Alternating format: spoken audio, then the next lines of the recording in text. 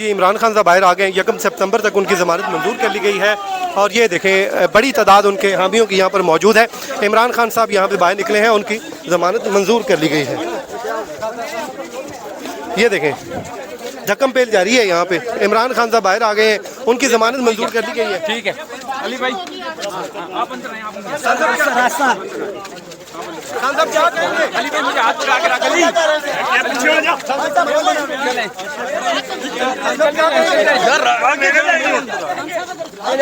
को तेरी जगह बना के दी। बहुत खतरनाक खान साहब धमकी दे रहे हैं।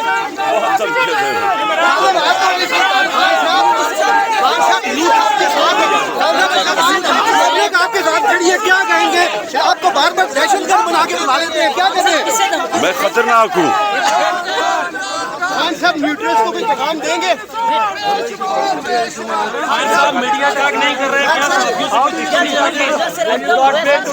खान साहब न्यूट्रल्स को क्या खान साहब आपकी हकीकी आजादी की जंग क्या दूसरी आजादी की जंग भी है?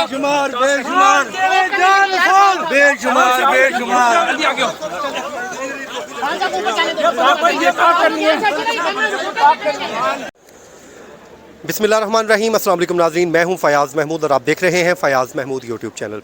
इस वक्त मैं इंसदाद दहशतगर्दी की अदालत में मौजूद हूं और ये वो मुकाम है जहां से अब से कुछ ही देर पहले इमरान खान साहब ने गुफ्तगू की है। उस गुफ्तगू से पहले उन्होंने एक एक्सक्लूसिवली मेरे साथ गुफ्तगू की, वो मैं आपके साथ शेयर करूंगा इसी वीडियो में। लेकिन सबसे पहले उनकी जो ज़मानत का अहवाल है मैं आपके साथ शेयर कर देता हूँ। बारिश हो रही थी, इसी बारिश में ही ये पेशी हुई है और ये वही मुकाम है जब यहाँ पर कभी मियाँ नवाज़ शरीफ और मरीम नवाज़ यहीं पर खड़ी होकर टॉक किया करती थी। लेकिन फ़र्क इतना था कि उनके ऊपर एक करप्शन केस था और आज इमरान खान साहब के ऊपर इंसदाद दहशतगर्दी की अदालत में एक मुकदमा दर्ज किया गया है। उसकी समाअत हुई, बाबर अवान साहब ने दलाइल दिए। तकरीबन 11:15 बजे इमरान खान साहब यहाँ पर पहुँचे तो कमरा अदालत जो है वो मुकम्मल तौर पर भर चुका था और उनके साथ जो रहनुमा आए फवाद चौधरी साहब थे, बाबर अवान थे, असद कैसर साहब थे, इसके अलावा जो दीगर रहनुमा है वो भी पहुँचे। जो बाहर का माहौल था वो बड़ा टेंस था, जो लोगों को आने नहीं दिया जा रहा था, यहाँ पर सख्ती की जा रही थी, सिक्योरिटी के नाम पे लोगों को रोका जा रहा था। उसके बावजूद उनके कारकुन यहाँ पर इकट्ठे हुए और उन्होंने अपना जो प्रोटेस्ट है वो रिकॉर्ड करवाया। उसके अलावा बाबर अवान साहब ने यही कहा कि इसमें 3 लोगों को धमकी देने का इल्ज़ाम है। एक आईजी इस्लामाबाद, एक एडिशनल आईजी और तीसरी जुडिशल मजिस्ट्रेट जो हैं ज़ेबा चौधरी साहिबा, उनको ऊपर है कि उनको धमकी लगाई गई। और ये जो धमकी है वो कहते हैं कि उन्हीं के ऊपर जब धमकी लगाने का इल्ज़ाम आयद किया गया है और उसके अलावा जो उन्होंने कहा कि इस पर ज़मानत मंजूर की जाए, तो इंसदाद दहशतगर्दी की अदालत के जज राजा जवाद हसन अब्बास साहब उन्होंने उनकी ज़मानत को अबूरी ज़मानत मंजूर की और उन्होंने हुक्म दिया कि 1 लाख रुपए के ज़मानती मुचलके जमा करवाए जाए और ज़मानत उनकी मंजूर कर दी गई। और 1 सितंबर तक पुलिस को रोक दिया गया कि उनको अरेस्ट ना किया जाए। अब इसके बाद इमरान खान साहब यहाँ से रवाना हुए और कमरा अदालत में जिस वक्त इनकी पेशी थी तो सिग्नल की बड़ी प्रॉब्लम थी, मोबाइल फ़ोन वर्क नहीं कर रहे थे, शदीद बदनज़मी देखने को आई, सिक्योरिटी इंतजाम बाहर बहुत ज़्यादा थे। लेकिन कमरा अदालत में हमने देखा कि जब खान साहब पहुँचे हैं तो वो मुकम्मल तौर पर खचाखच भर गया। उनके हामी मौजूद थे, वो सेल्फियाँ लेते रहे और उसके बाद वो गए। जब इमरान खान साहब बाहर निकले तो उन्होंने क्या गुफ्तगू की वो आप सुन लीजिए, फिर हम अपनी बात को आगे बढ़ाते हैं।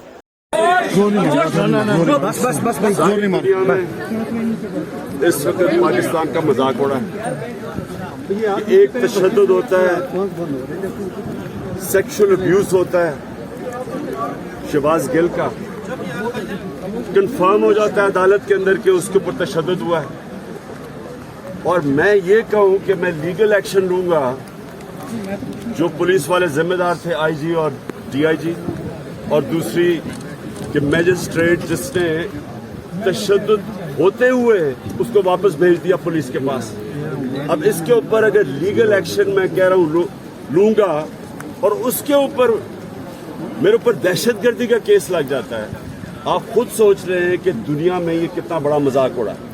सारी दुनिया के अंदर हेडलाइन न्यूज गया, पाकिस्तान को ऐसे लगा जैसे कोई बनाना रिपब्लिक है कि यहाँ कोई कानून है ही नहीं, जो मर्जी जिसके ऊपर कर दो। और वो आदमी जो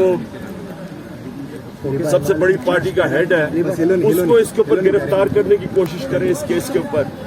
मैं सिर्फ ये चाहता हूँ कि जो भी ये फैसले कर रहे हैं और करवा रहे हैं उनको अपने मुल्क का सोचना चाहिए। खौफजदा हुए तहरीक इंसाफ की ताकत से वो फैलती जा रही है, बाई इलेक्शन जीते जा रहे हैं। जलसे पाकिस्तान की तारीख में कभी इतने बड़े नहीं हुए।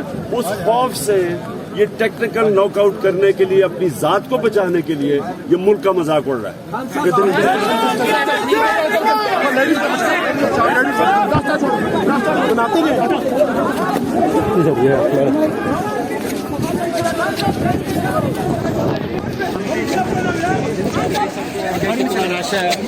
शिबली फराज साहब सर एक मिनट फराज साहब, आज फराज साहब की बरसी भी है, आप इसमें उनका कुछ शेयर बता दीजिए क्या कहें। मोबाइल कैमरा बनता है वो दूसरा। सर आप फराज साहब की बरसी पे यहाँ पे खान साहब के साथ बैठे और वो इनकलाबी, उन्होंने शायरी भी की थी, जबर के खिलाफ आवाज भी उठाई थी, क्या कहेंगे? ये फराज साहब की ही जो जदोजहद है उसी की आगे कड़ी है।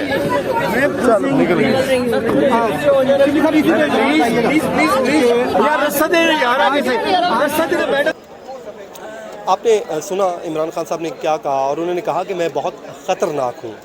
तो वो हंस भी रहे थे इस मुकदमे पे। जाहिर है वो ऐसा मुकदमा होता है जिसमें अल्टीमेटली आपने डिस्चार्ज होना होता है, एक्विटल होना ही होती है। तो पहले भी उनके ऊपर इस तरह के मुकदमे बने, लेकिन वो जिसमें उनकी बरियत हो गई। और आज जब वो बाहर निकले तो मुझे शिबली फराज साहब दिखाई दिए, तो मैंने उनसे कहा कि आज तो अहमद फराज साहब की 14वीं बरसी भी है, तो उस पर आप क्या कहेंगे? तो उन्होंने उनका शेर पढ़ा और कहते कि उन्होंने भी जबर के ख़िलाफ़ आवाज़ उठाई थी, तो मैं आज इसलिए यहाँ पर मौजूद हूँ। तो नाज़रीन, ज़मानत हो गई, अब बुरी ज़मानत लॉ हो गई है, सिक्योरिटी के इंतजाम को आपको दिखा दिया। अभी भी देखें कि इस वक्त फुल भरा हुआ है जुडिशल कॉम्प्लेक्स, इसमें बड़ी तादाद में लोग थे, उनके हामी थे, पुलिस एहलकार थे। जब मैं सुबह पहुंचा तो मुझे वही मनाज़र याद आए कि जिस तरह मियां नवाज शरीफ जब इसी कॉम्प्लेक्स में पेश होते थे तो ऐसे से ही मनाज़र हुआ करते थे।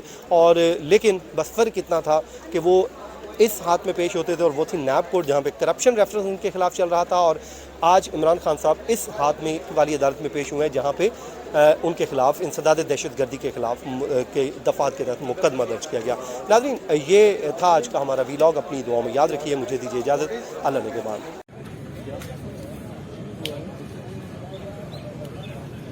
ये जी इमरान खान साहब ने यहाँ पे आना है, और जो सिक्योरिटी इंतजाम आप देख सकते हैं कि तमाम इस जुडिशल कॉम्प्लेक्स को आने वाले जितने भी रास्ते हैं इनको कार्डन ऑफ कर दिया गया है, सिक्योरिटी तैनात की गई है, और मुकम्मल तौर पे किसी भी गैर मुतल्लका अफराद का दाखिला जो है उसको ममनू करार दिया गया है। आप देख सकते हैं दूर तक आपको पैदल चल के आना पड़ता है, गाड़ियाँ, बाइक, तमाम जो लोग हैं उनको मुश्किलात का सामना है।